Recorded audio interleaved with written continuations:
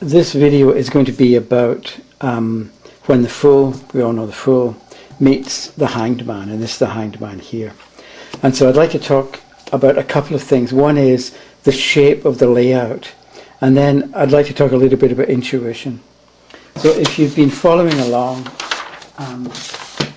then we began over here. We've been going in this direction, right?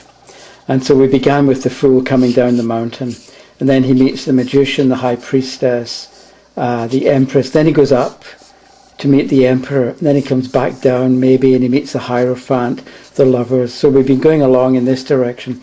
I mentioned about the hermit maybe is up on top of a mountain, or maybe it's just a snowy day, so we don't know about that. Then we come to the Wheel of Fortune, which is sort of, you know, if you go, let's say that's the Wheel of Fortune, you can go around this way or go around that way. And then then we meet the Strength card, but somehow with the Hanged Man, with the T-shape, which is the dominant image, I think there, the bar across and the bar down, given that shape, it looks to me like at this point, after we meet the Strength card, in some way we're going down. You know what I mean? And so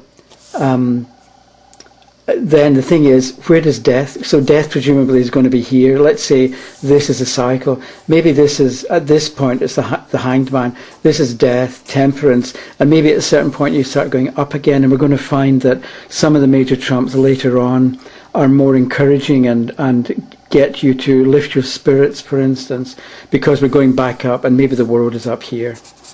Right, number 21. And so maybe at a certain point we're going to find that we start to go upward. Whereas at this point, the Hanged Man and death, you know what I mean? It looks like we could be going down. Okay. So, if we take the idea of the T for this, there's a T. And this kind of looks like a map or a road map. So maybe if you're going along this way, at a certain point, you're going to come to this possibility of turning left or turning, if you're going this way, then you've got the chance to turn right. But it looks like at a certain point along the road, you've got the chance to make a change, to turn one direction or the other, and get off the path that you've been on and get onto a new one that's going in a certain direction.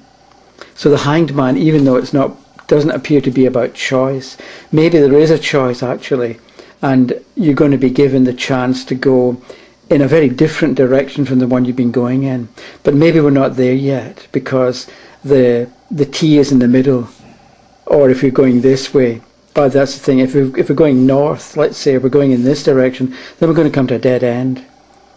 And so maybe with the Hanged Man, you've got either a dead end, in which case you're going to have to make a decision about which way to go, or else you're going to come to the chance to branch off and do something different from what you think at this point is all that you can do. So there are possibilities with this card, even though the fellow's hanging upside down and it looks like he's trapped. And a lot of books will tell you this is a card of confinement and restriction and delay. And maybe there is in the beginning or for a short period of time into the future. But at a certain point, not too far from now, you're going to have the chance to get off the road you're on if you don't like it. Or you're going to be forced to make a decision about which way you want to go, left or right, if you've been going up here. So, okay, the thing is, I look at this T and maybe it reminds me, I'm making this up, but maybe it reminds me of a cup of tea that I drank one day while I was falling out with a girlfriend, let's say. And so some people, some readers would look at this card and say, yes, you're going to break up with somebody. And the thing is, it's because they connect the tea and the teacup and the breakup. And this is their own very personal connection.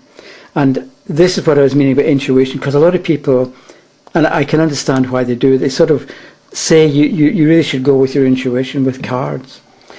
But maybe you should and maybe you shouldn't. And I'd like to give you an example from a friend of mine years ago in Glasgow. Her name was Liz, and she went to see this well-known psychic. And the psychic told her that told Liz that a friend of hers who has a white car was going to be involved in a car crash. And the thing is, Liz had a boyfriend at the time whose name was Tom, and Tom had a white car, and Tom the next day was going to be driving from Glasgow to Edinburgh along the M8, which was quite a dangerous highway, and there were often accidents, and it was winter time. So Liz is thinking, okay, Tom's going to have an accident. So the thing is that Liz had been going out with Tom for a while, but she had her eye on somebody else, and she wanted rid of Tom so that she could strike up the relationship with the new fellow. She didn't want him dead or have an accident. She just wanted him out of her life. And it was as if the psychic picked up the white car, the possibility of an accident, and figured, okay, the friend with the white car is going to have an accident. Whereas what was really going on was that Liz was thinking, Tom, white car, accident, or going to Edinburgh, it would be nice if he weren't in my life anymore so I could get going with this other person. So it's as if the psychic got the bits and pieces but put them together the wrong way and gave false information. And that's the kind of thing that happens with psychic impressions. They can be accurate, but most of the time I think they can be way off.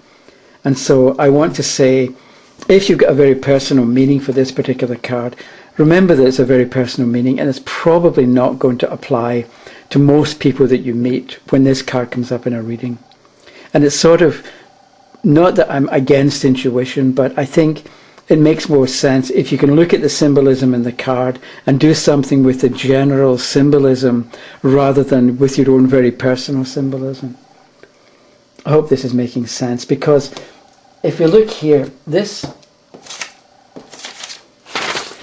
a straight line can represent the horizon. So this is sunrise and this is sunset. And so this is noon up here, right? And this is midnight, right?